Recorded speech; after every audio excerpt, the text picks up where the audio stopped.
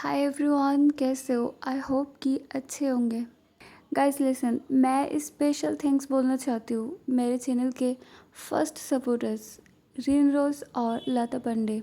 तुम दोनों के सपोर्ट ने मुझे और मोटिवेट किया है। Love you guys. और जो भी फैमिली में ज्वाइन करना चाहते हैं वो मेंबरशिप लेके हमारे जर्नी का पार्ट बन सकते हैं। अब हम स्टोरी पे आते हैं।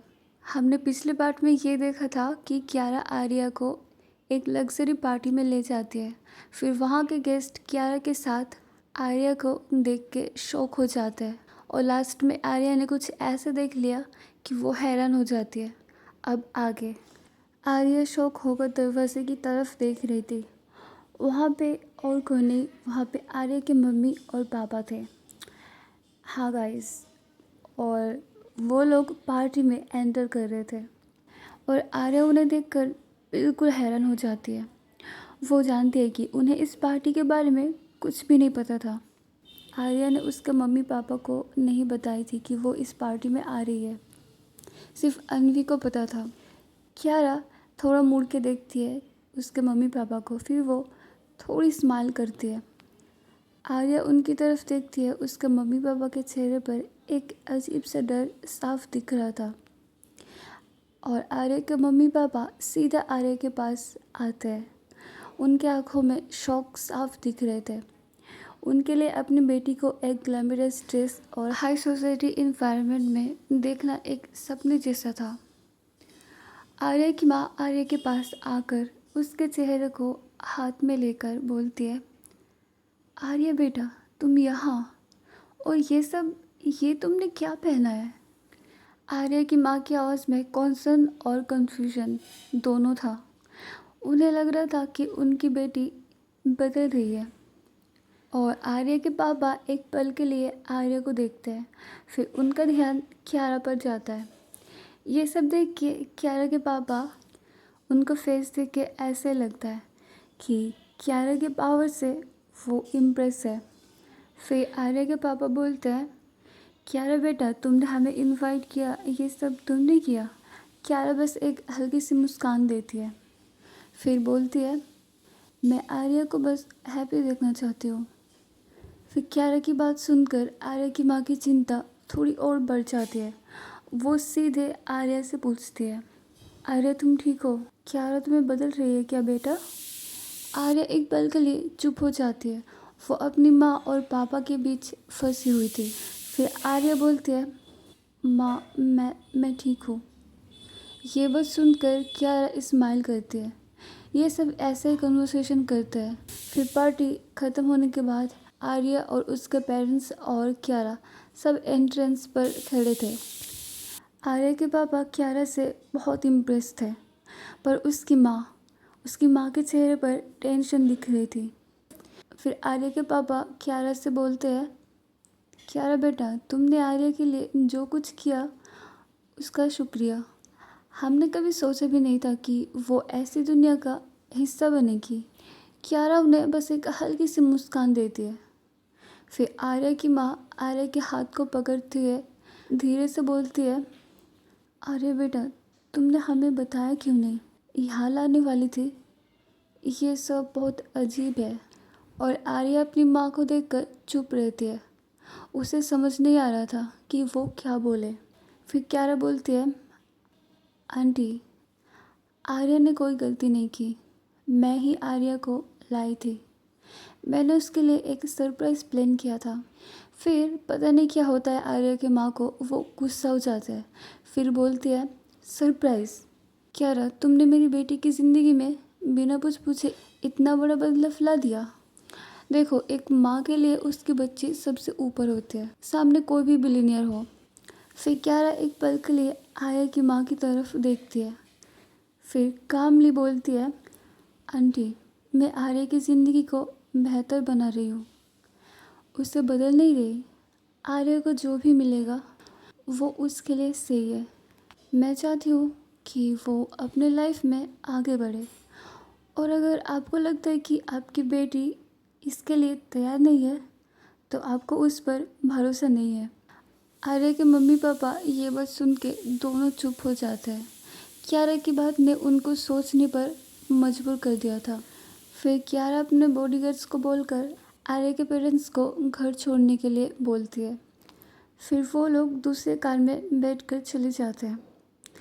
थोड़ी देर बाद आर्या और कियारा भी बैठ जाती है कार में। सिर्फ साइलेंस था कार के अंदर। फिर थोड़ी देर बाद आर्या गुस्से से बोलती है, कियारा, आपने मेरी फैमिली को इनवाइट क्यों किया? उन्हें ये सब नहीं पसंद। आप क्यों कर रही हो ऐसा?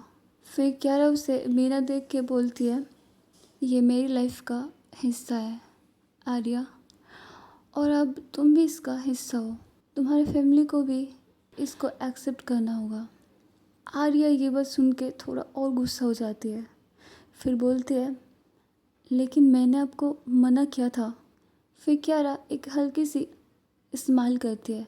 फिर बोलती है, तुम्हारी ना सिर्फ एक शुरुआत है आर्या, ये तुम्हारी ज़िंदगी का नया सफ़र है और मैं नहीं चाहती कि तुम अकेले चलो। फिर कियारा आर्या को उसके घर ड्रॉप कर देती है। दरवाजे पर उसके पेरेंट्स उसका इंतज़ार कर रहे थे। जैसे ही आर्या अंदर जाती है, उसकी माँ उसके करीब आती है और आर्या को देखते हुए बोलती है, बेटा क्या तुम खुश हो? मुझे लगता है कि कियारा तुम्हें बदल रही है। फिर आर्या अपनी माँ को देखती है और उसे समझ नहीं आता कि वो क्या जवाब दे। उसकी लाइफ ऐसी हो गई थी कि लाइफ तो उसकी है पर कंट्रोल कोई और कर रहा है। फिर वो बोलती है, माँ मैं ठीक हूँ। फिर आर्या अपने कमरे में चली जाती है और दरवाज़ा बंद कर लेती है। फिर नेक्स्ट मॉर्निंग डाइनिंग टेबल पर आर्या, उसकी माँ, पापा और अनवी बैठे थे।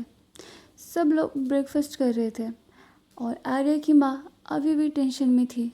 उनकी आंखों में कल रात का पार्टी सीन अभी भी घूम रहा था। फिर आर्या की माँ सॉफ्टली आर्या से बोलती है, बेटा कल रात जो हुआ मुझे अभी भी समझ नहीं आ रहा है।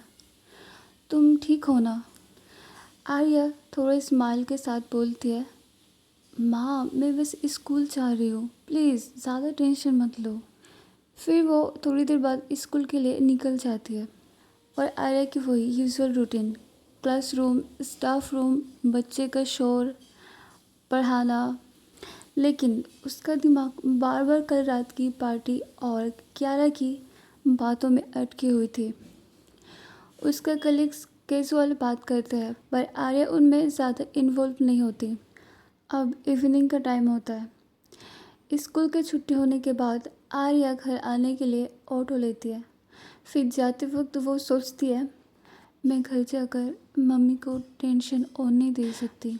मुझे नैना से बात करनी होगी, उसको सब कुछ बताना होगा, शायद वो कुछ मुझे बताए। आर्या उसके दिल का बोझ हटाना चाहती थी। वो उसके दिल में जो भी कुछ था वो किसी को शेयर करना चाहती थी। इसलिए वो सीधा नैना के फ्लैट में जाती है। थोड़ी देर बाद वो आ जाती है नैना के फ्लैट। डोर के पास आकर वो देखती है कि दरवाज़ा आधा खुला हुआ था। ये अनयूजुअल है क्योंकि नैना नॉर्मली लॉक रखती है डोर। फिर आर्या बोलती है, दरवाज़ा क्यों खुला है नैना? वो धीरे से अंदर एक स्टेप रखती है। घर में हल्का सा परफ्यूम और वाइन की स्मेल आती है और ड्राइंग रूम में कुशन्स इधर उधर बिखरे थे और टीवी चल रहा था पर वॉल्यूम लो था। आर्या स्लोली अंदर की तरफ चलती है। उसके फेस में क्यूरियोसिटी, डाउट और थोड़ा डर दिखता है। जैसे ही वो बेडरूम के दरवाजे के पास आती है, अंदर से हल्की सी हंसी की आवाज़ सुनाई देती है। आर्या थोड़ा कंफ्यूज हो जाती है। आर्या धीरे से दरवाज़ा थोड़ा खोलती है उस रूम की और वो जो देखती है देख के शॉक हो जाती है। वो सडनली फ्लैट से बाहर आ जाती है और अंदर जो उसने अपने आँखों से देखा वो फिर से याद करती है और वो बोलती है, ये क्या था? गाइस मैं बताती हूँ कि आर्या ने ऐसा क्या देखा जो उसकी रिएक्शन ऐसी हो गई। रूम में नैना एक लड़की के साथ क्लोज थी, पैशनेट इंटीमेसी में खोई थी उस लड़की के लंबे हेयर ओपन थे और वो नैना के चीक पे किस कर रही थी। एंड समझ जाओ, मैं और ज़्यादा कुछ नहीं बोलने वाली, तुम लोग बहुत समझदार हो, समझ जाओ। फिर आर्या बोलती है, मैंने ये क्या देख लिया नैना, ये सब क्या था। देखो ये सब आर्या के लिए बहुत नया था, अपने आँखों से ऐसा कुछ देखना शौक तो लगेगा ही। फिर आर्या सोचती है, नो करूँ या नहीं, अगर नो किया तो सामने आके वो क्या बोलेगी। फिर आर्या थोड़ा सोचने के बाद नो कर ही देती है। 2 मिनट तक कोई जवाब नहीं आता। आर्या बस फ्लैट के बाहर खड़ी होती है। थोड़ी देर बाद दरवाज़ा ओपन होता है। नैना सामने आती है। वो आर्या को देखकर फ्रीज हो जाती है।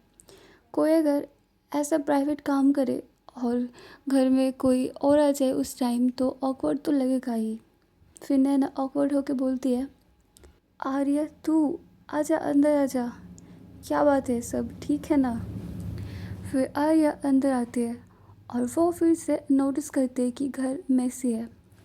आर्या की नज़र इन सब पर एक सेकंड के लिए पड़ती है, बट वो डायरेक्टली कुछ नहीं बोलती और नैना आर्या की रिएक्शन समझ जाती है, इसलिए वो थोड़ा जल्दी से बोल देती है कि थोड़ा कैजुअल बनने की कोशिश करते हुए, इग्नोर दिस मिस यार, ये सब साफ करने का टाइम ही नहीं मिला। फिर आर्या थोड़ा स्माइल करते हुए बोलती है, ओह इट्स ओके। फिर 2-3 मिनट तक वो दोनों बस कैजुअल बातें करते हैं। फिर आर्या स्कूल के बारे में बताती है और नैना उसे नॉर्मल टोन में इंटरेक्ट करने की कोशिश करती है। तभी बेडरूम का डोर हल्की सी क्रैक के साथ खुलता है। वो लड़की बाहर आती है। आर्या और नैना उसे देखती है। फिर नैना सिचुएशन हैंडल करते हुए जल्दी से कैजुअल टोन में बोलती है, आर्या की तरफ देखते हुए बोलती है, ओह बाय द वे आर्या, ये मेरी फ्रेंड है महक, हम कॉलेज से एक दूसरे को जानते हैं।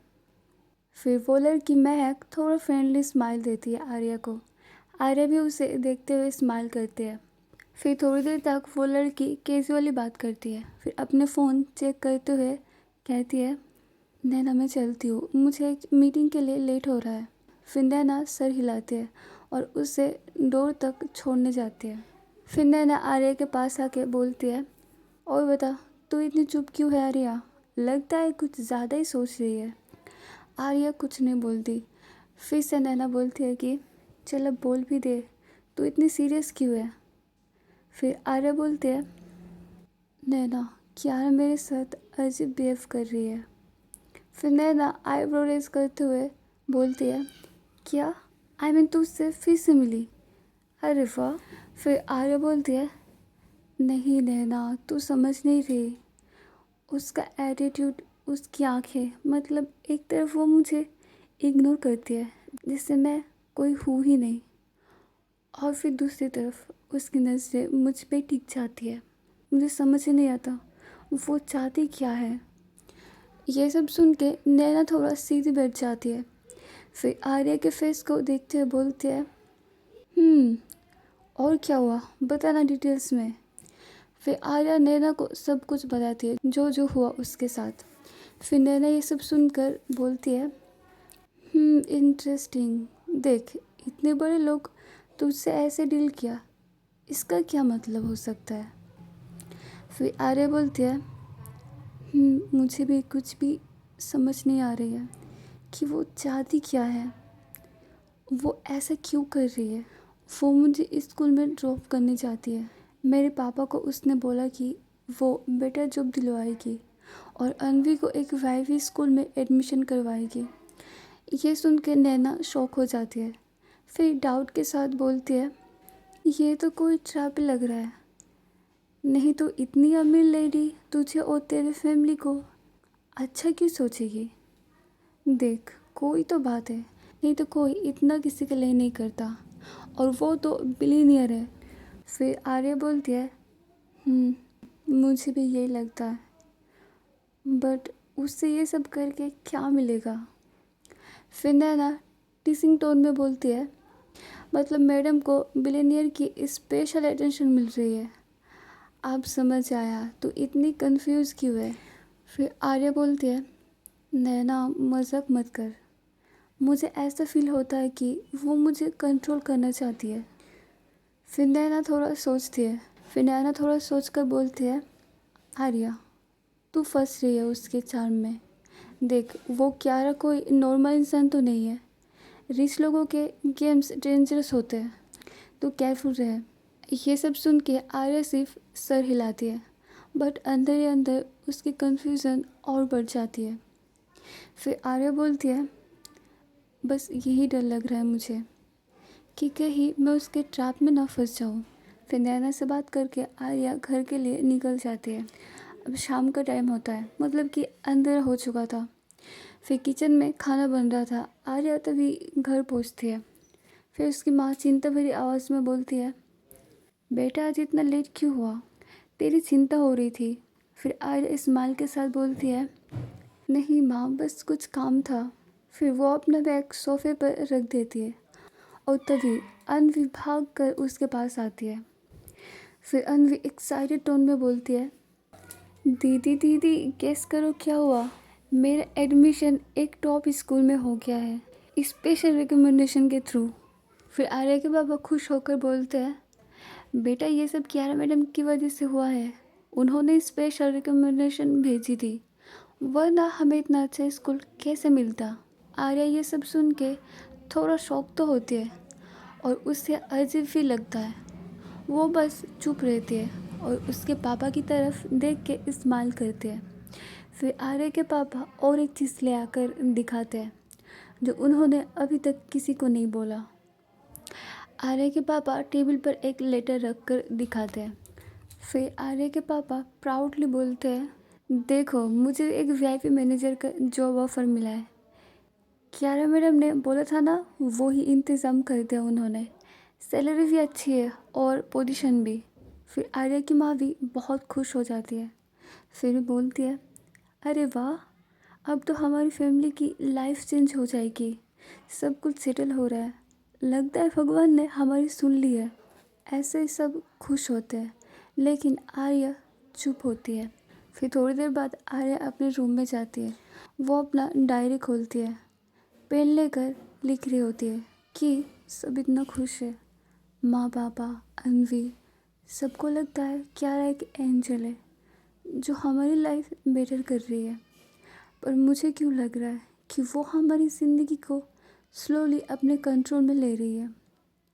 क्या मैं ओवर थिंकर कर रही हूँ या सच में वो हमारी फैमिली के लिए एक ट्रैप सेट कर रही है। तुम लोगों को तो पता है कि आर्या को आदत थी डायरी लिखने की। अब हम दूसरे साइड देखते हैं। तब का सीन जब कियारा ये सब कर रही थी, जॉब एंड अनवी का एडमिशन। कियारा अपने ऑफिस में बैठी थी और टेबल पर आर्या के पापा का जॉब कंफर्मेशन फाइल रखा था। फिर कियारा अपने सेक्रेटरी को बोलती है, जॉब पेपर साइन करा दो, उन्हें वीआईपी पोजीशन का फील होना चाहिए, और अनवी का एडमिशन फाइनलाइज करा दो, रिकमेंडेशन स्ट्रॉन्ग मेंशन करो ताकि उन्हें हमेशा याद रहे कि किसने करवाया था। फिर सेक्रेटरी यस मैम बोलकर चले जाते हैं। अब फिर से आर्या के घर की तरफ आते हैं। सब डिनर कर रहे थे एक साथ। फिर आर्या के पापा स्माइल करते हुए बोलते हैं, आर्या अब देखना, अनवी की पढ़ाई बेस्ट स्कूल में होगी और मैं भी वीआईपी मैनेजर बन गया हूँ, लाइफ एकदम सेटल हो रही है। फिर आर्या की माँ इमोशनल होकर बोलती है, हाँ बेटा, कियारा मैडम हमारे लिए फरिश्ता है, ऐसे इंसान किस्मत से ही मिलती है। फिर अनवी क्यूट स्माइल के साथ बोलती है, और मैं अपने न्यू स्कूल में टॉपर बनूंगी दीदी, और फिर कियारा मैडम को थैंक्स बोलूँगी। और ये अनवी की बात सुन के सब हंसने लगते हैं। आर्या अपने रूम में जाकर ये सब के बारे में सोच रही थी। फिर उसे ख्याल आया कि उसे एक बार कियारा को कॉल करके बात करनी चाहिए या नहीं। फिर वो अपना फ़ोन उठाकर कियारा को कॉल लगाती है। कियारा कॉल उठाते ही टीस करते हुए बोलती है, फाइनली मुझे कॉल करने का मन बनाया। फिर आर्या बोलती है, मैं बस एक बात पूछना चाहती थी, आपको इतना ज़रूरत क्यों था मेरी फैमिली के हर एक मैटर में इन्वॉल्व होने का? फिर क्यारा थोड़ा इस्तेमाल करते हुए बोलती है, ज़रूरत नहीं, चॉइस। मैं जो सोचती हूँ वो करती हूँ और तुम मुझे वैल्यू लगती हो। तुम्हारी फैमिली तुम्हारी वीकनेस है, so I handle it for you. Arya ये सुन के थोड़ा गुस्सा तो हो जाती है और कंफ्यूज भी। वो बस उसकी गुस्सा कंट्रोल करती है। फिर क्यारा बोलती है, कंफ्यूज मत हो आर्या, तुम्हारे लिए जो बेस्ट है वही मैं कर रही हूँ। फिर क्यारा कॉल कट कर देती है। आज की स्टोरी बस यही तक। अगर पसंद आई तो लाइक करो, सब्सक्राइब करो और कैसी लगी कमेंट करो। Okay bye.